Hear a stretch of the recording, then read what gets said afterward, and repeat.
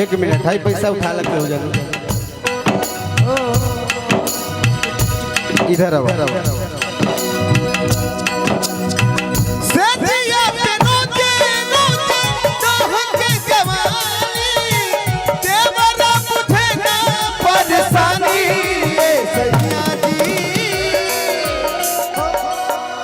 राजा जी रउआ लोधियाना रहता सैया जी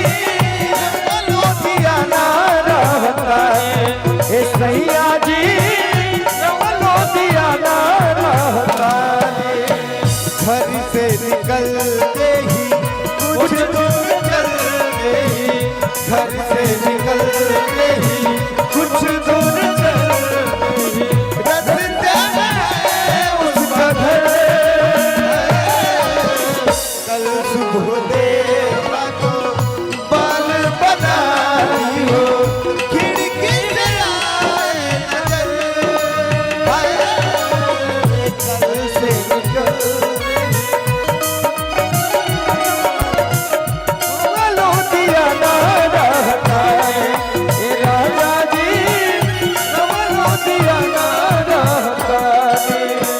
औरतिया कहता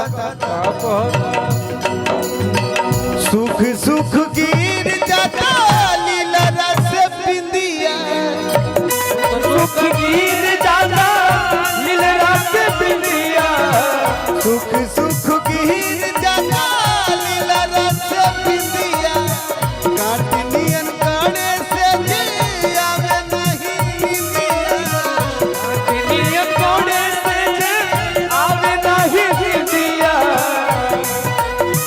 सुख सुख गिर जाता लीला रस बिंदिया काटनियन गड़े से जिया में नहीं दिया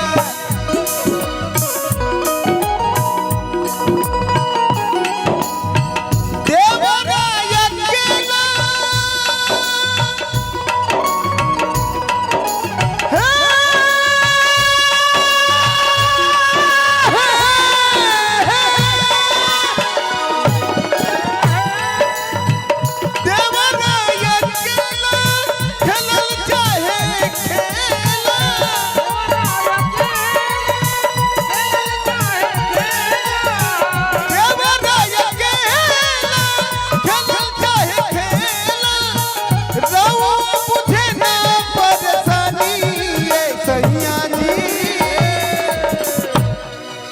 मिथिलेश डबल में चले के बाद कि ये सैया जी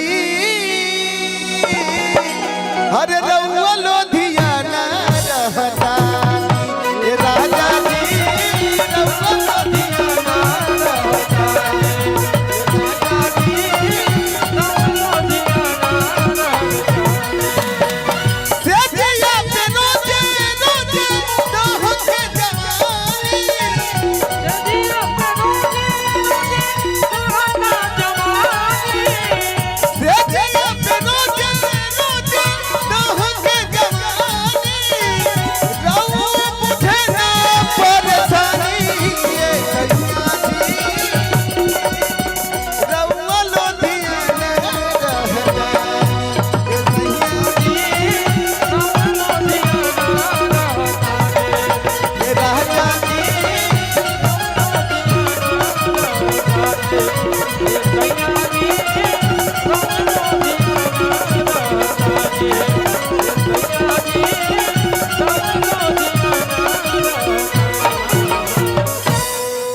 हे राजा जी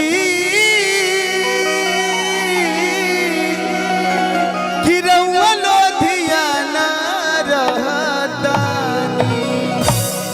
हम लोगों के बीच में हमारे प्यारे गुरुजी